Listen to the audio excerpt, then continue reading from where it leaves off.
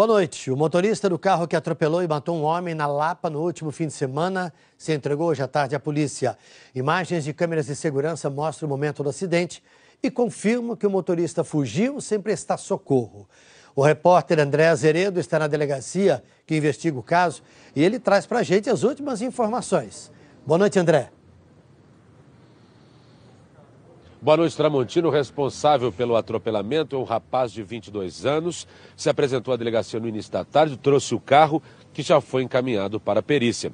No depoimento, ele disse que não tinha bebido, estava saindo da casa de amigos e que foi surpreendido no meio da via pelo morador de rua. Confessou o atropelamento e disse que não parou porque teria ouvido gritos e pensou que poderia se tratar, então, de uma tentativa de assalto. Ele já foi indiciado por homicídio culposo com agravante de omissão de socorro. Ele vai, no entanto, responder o processo em liberdade, porque ele foi ouvido e liberado hoje, porque, segundo o delegado, a situação não era de flagrante e o caso também não enseja um pedido de prisão temporária ou prisão preventiva. A gente tem as imagens, Tramontina, do momento do acidente, imagens de câmeras de segurança que mostram o carro no momento em que ele já passa com um homem atropelado em cima do capô. Reparo que na parte de trás das imagens dá para ver o par de chinelos dele que cai no chão e fica para trás.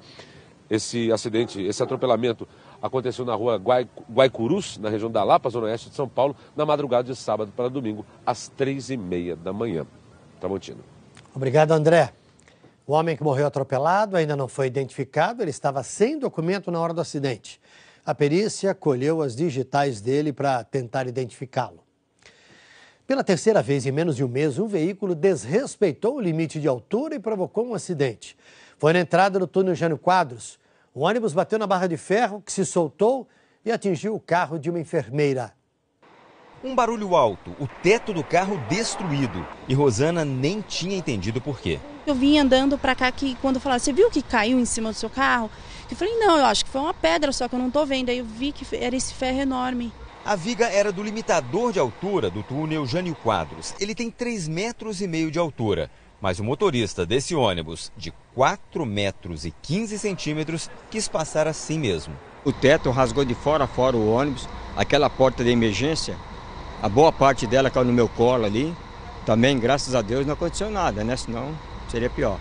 A viga que se soltou com o impacto e quase matou Rosana não foi um caso isolado. Na semana passada, um caminhão provocou um acidente parecido quando tentava passar por baixo da Via Dutra na Avenida Guarulhos. Ao tentar remover a viga, o motorista do guincho perdeu o braço esquerdo. Em novembro, um caminhão bateu no viaduto Fepasa, na Avenida do Estado. Um pedaço de concreto caiu em cima do carro da juíza Adriana Nolasco da Silva, que morreu na hora. Essa viga é colocada aqui para provocar um acidente e assim evitar um outro, que seria ainda mais grave. Por isso ela é chamada de viga de sacrifício. O objetivo é fazer com que o ônibus ou o caminhão pare aqui e não avance mais 10 metros, o que aconteceria em 1 segundo. E aí o risco seria muito maior para quem estivesse dentro do veículo e ainda causaria danos à estrutura do túnel ou de uma ponte. Para conseguir parar o carro ou o caminhão, ela tem que ser pesada, forte, mas tem que ser bem fixada. Não pode cair depois de ser atingida. O presidente da CET disse que no acidente de ontem, a altura do ônibus era 65 centímetros maior do que a da viga e que isso aumentou o impacto. Mas ele reconhece que é preciso rever a manutenção das vigas de todos os túneis de São Paulo. Vai ser analisado caso a caso, né, por conta dessa revisão periódica que precisa ser feita. E nós estamos, através da CT, fazendo a altura, medindo a altura, o gabarito de todos esses pontos de restrição nessas rotas da cidade. Trafegar com excesso de altura é infração grave, a multa é de R$ 195 e mais 5 pontos na carteira. O acordo fechado hoje surpreendeu, ou melhor, o acordo fechado hoje suspendeu por 120 dias a ordem de reintegração de posse do terreno em São Bernardo do Campo, ocupado desde setembro por 8.000 famílias ligadas ao MTST. Durante esses 4 meses, um grupo de trabalho formado por representantes da Presidência da República, do Ministério Público, Defensoria Pública e Procuradoria-Geral do Estado vai aprofundar os estudos sobre a situação. A meta é encontrar uma área pública para um programa habitacional que resolva ou diminua o problema de moradia das famílias que estão nesse terreno particular no bairro Assunção, em São Bernardo do Campo. O MTST se comprometeu a impedir que novas pessoas se mudem para a ocupação e concordou em desocupar totalmente a área até o dia 10 de abril do ano que vem. Vamos dar uma olhadinha na situação dos trens neste momento aqui na capital? Abrindo a nossa tela aqui, nós vamos chegar no mapa que contém a linha de todos os trens. Hoje, durante o dia, nós tivemos problemas na linha 9 Esmeralda e 8 Diamante. A linha 9 Esmeralda, tudo bem. A linha 8 Diamante, todas as linhas funcionando sem problemas neste momento. A seguir, você vai ver.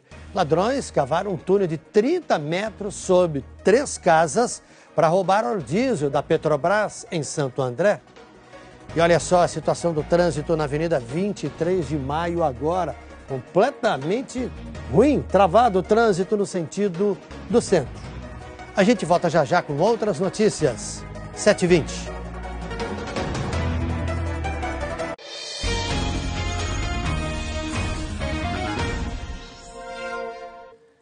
A polícia procura uma quadrilha que cavou um túnel para furtar óleo diesel dos dutos da Petrobras. Foi em Santo André, aqui na Grande São Paulo. E os ladrões perfumavam o ambiente para que os vizinhos não sentissem um cheiro forte. Acompanhe na reportagem do César Galvão. O reparo tem que ser feito com cuidado. São vários dutos de combustíveis que cruzam a Vila Palmares em Santo André. Pela profundidade que a pá da retroescavadeira chegava hoje à tarde, dava para ver que os bandidos foram fundo para furtar óleo diesel. O plano começou com o aluguel dessa casa, antiga, há 2 meses. Tá pagando tudo certinho, cuidado para eles comprar, contrato só de 6 meses. Dentro, olha, só tinha isso. Colchonetes, que os bandidos usavam para dormir. Um estrado de madeira, que era colocado no chão. E aqui, ó, poucos móveis. Uma estantezinha, uma televisão antiga e aqui uma mesa e 4 cadeiras. O que interessava para os bandidos ficava aqui, ó, no quarto. Pelo meio do cômodo passava uma mangueira, usada para furtar o combustível. Ela vem lá do porão. Olha quanta terra que eles tiraram lá do subsolo com esses baldes improvisados. E aqui a gente vê a entrada do túnel. Os ladrões escavaram por debaixo dessas 3 casas. São 30 metros até o terreno, por onde passam os dutos. Se você começa a pensar, né, meu? Tem perigo de a casa afundar, né? Ou explosão, né? Aí preocupa, né? Ninguém ouviu nada. De fato, a quadrilha era discreta. Os bandidos construíram um galpão com chapas de zinco. Era para esconder este caminhão, que por fora parece um baú, mas dentro escondia um tanque com capacidade para 20 mil litros de combustível. A polícia não sabe quantas viagens eles fizeram por dia. Toda vez que o caminhão era carregado, a quadrilha misturava um detergente perfumado ao gás, para que os vizinhos não sentissem o cheiro forte. Um casal que tomava conta da casa foi preso em flagrante. Este ano foram 97 furtos ou tentativas de furto em dutos da Petrobras no estado de São Paulo. A polícia procura também quem são os receptadores do combustível furtado. A Transpetro informou que não houve vazamento de combustível e não há risco de explosão. Os técnicos devem levar de 3 a 4 dias para trocar a tubulação. O Tribunal Regional Eleitoral manteve hoje a cassação dos diplomas da prefeita e da vice-prefeita de Cajamar, Ana Paula Ribas, do PSB, e da Lete de Oliveira, do PCdoB. As duas foram cassadas por abuso de poder político e econômico nas eleições municipais do ano passado. Pela decisão, elas também estão impedidas de concorrer nas 2 próximas eleições. A maioria dos juízes considerou que a prefeita de Cajamar fez propaganda excessiva das obras públicas da cidade, com o claro propósito de promover a si mesma e a vice. Cabe recurso ao TSE. A cidade está sob comando da vice desde o mês passado. Dalete de Oliveira informou ao SPTV que não foi notificada da cassação dela. Aqui na capital, o Ministério Público abriu inquérito civil para apurar se o prefeito João Dória vem usando o aplicativo Acelera SP para fazer promoção pessoal. Esta ferramenta de smartphones e tablets tem um atalho para a página do prefeito nas redes sociais e é mantida por uma empresa privada. O promotor de justiça Nelson Luiz Sampaio de Andrade disse que a promoção pessoal pode caracterizar ato de improbidade administrativa. A prefeitura disse que não tem nada a ver com este aplicativo e que está tomando medidas para tirá-lo do ar. Vamos acompanhar agora a participação nas redes sociais. Os telespectadores do SPTV, eu abri a nossa tela aqui, estão comentando os acontecimentos. O Anderson Rodrigues diz: muita imprudência atropelar uma pessoa sem prestar socorro. Aquele caso que a gente mostrou. Olha, o W. Ulisses diz: é necessária uma intervenção eficaz para evitar esses acidentes com túneis e viadutos. Falando daquele outro assunto que nós tratamos, o ônibus que bateu no túnel, Jânio Quadros, quando é que motoristas de veículos altos irão se conscientizar e serão responsabilizados? É o que está acontecendo, ele vai ser responsabilizado agora. Paulo. Próximo bloco você vai ver no SPTV que policiais militares que fizeram um parto improvisado ao lado da árvore de Natal no Ibirapuera visitaram hoje o recém-nascido. E o trânsito, olha só, a Marginal Pinheiros no caminho de Interlagos. Tá lento, mas tá seguindo. A gente volta já já com outras notícias.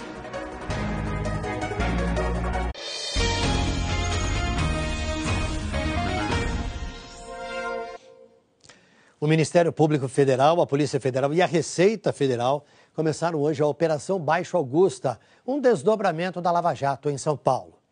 Os agentes cumpriram 14 mandados de busca e apreensão na capital e em Caraguatatuba, Campos do Jordão, Cotia e Lins. A investigação aponta que, ao longo de 13 anos, o grupo JBS pagou cerca de 160 milhões de reais em propinas para um auditor fiscal da Receita Federal, um empresário, um contador e um advogado, que morreu no ano passado. O esquema era para acelerar a liberação de 2 bilhões de reais em créditos tributários para o grupo dos irmãos Wesley e Joesley Batista. Os envolvidos usavam firmas de fachada e emitiam notas fiscais falsas. A Justiça Federal determinou o afastamento do auditor fiscal e o bloqueio de bens de 8 pessoas físicas e jurídicas beneficiadas pelo esquema. A Polícia Federal não informou o nome do auditor. A JIF declarou que não é alvo da operação e que os créditos recebidos pela JBS são legítimos. Hora da previsão do tempo, Maria Júlia Coutinho chegando aqui. Oi, Tramontina. Tudo bem? Tudo bem, boa noite. E a gente começa falando da chuva que surpreendeu muita gente na tarde de hoje. Agora, pode chover ainda? A chance é remota de chover agora à noite, viu, Tramontina? Boa noite para todos. Hoje, no começo da tarde, o que a gente teve? Muita umidade disponível depois de um calorão que fez. Aí, por isso, esse choque de calor e umidade provocou chuva. Vamos dar uma olhadinha aqui em um bairro? Qual que você quer, Tramontina? Escolhe aqui. Daqui, Butantã. Butantã. Vamos ver o Butantã. A gente está com 21 graus, sem chuva no momento. Bem remota a chuva agora à noite, tá? Amanhã, Maju? Amanhã é o seguinte, a gente vai comparar com o dia de hoje. Olha só, a gente teve 18,6 de mínima, 30,8 de máxima, né? Uma amplitude grande de 12 graus. Amanhã vai ser diferente, viu? 16 de mínima, apenas 23 de máxima, mais friozinho, pega em blusa, 7 graus de amplitude. Piora. Seu resfriado piora por causa disso aqui, ó, essa alta pressão. E de muita gente também. Essa alta pressão que está empurrando umidade aí para o continente vai deixar o tempo mais fechadinho, mais friozinho, não fechado, mais friozinho amanhã. Vamos ver. Tchau, Tramontina. Até amanhã. Até mais. Tchau, tchau. E há 2 semanas do Natal, o SP2 conta agora detalhes de uma daquelas histórias que parecem conto de Natal. PMs que ajudaram uma mulher a dar luz ao lado da árvore do Ibirapuera foram hoje conhecer o recém-nascido. Foi uma ocorrência que não terminou no sábado à noite. Os policiais queriam ver de perto como está a nova família. Por isso, foram ao hospital hoje à tarde. E olha só como a Claudineia e o Pablo estão bem. Tá tudo bem com você? Graças a Deus tá. Se Natal significa nascimento, o que dizer da chegada desse bebê, que nasceu bem ao lado da árvore mais famosa de São Paulo? Era para monitorar o vai e vem de carros e pedestres que o soldado Leandro estava por ali. Foi quando a missão inesperada surgiu. Um homem pedia ajuda para socorrer a companheira. Falou que a esposa dele estava sentindo muitas dores, muita contração. Quando ele falou contração, assim, eu já deduzi provavelmente que poderia ser uma gravidez. O soldado avisou no rádio da polícia sobre o que estava acontecendo. A Camila ouviu e se ofereceu para ajudar. Não porque tivesse experiência. Nunca tinha feito nem visto um parto antes. Foi mesmo questão de instinto, né? E a vontade de salvar uma vida. O casal estava morando bem ao lado de um dos portões do Parque do Ibirapuera, debaixo dessa pequena cobertura. As coisas deles ainda estão ali. O cachorro também, enquanto a família está lá no hospital. E foi exatamente ali onde ele está deitado que os policiais fizeram o parto. Foi o momento que o sargento do bombeiro colocou as pinças, né, lá no cordão umbilical e falou para eu cortar o cordão umbilical. Aí eu peguei a criança, já falei, nossa, é emocionante, é muito lindo isso. Na visita hoje à tarde, o Pablo passou de colo em colo. Da soldado Camila, a Claudineia ganhou um abraço e conselhos. Tá, eu desejo que você tenha oportunidade, que você consiga sair dessa vida, que você arrume um emprego, pede ajuda para sua família. Felicidade, viu? Parabéns aos policiais, boa sorte ao Pablo e à família. Termina o nosso jornal. Para rever as reportagens, Globoplay. Tá tudo lá. Notícias do Brasil e do mundo você tem no Jornal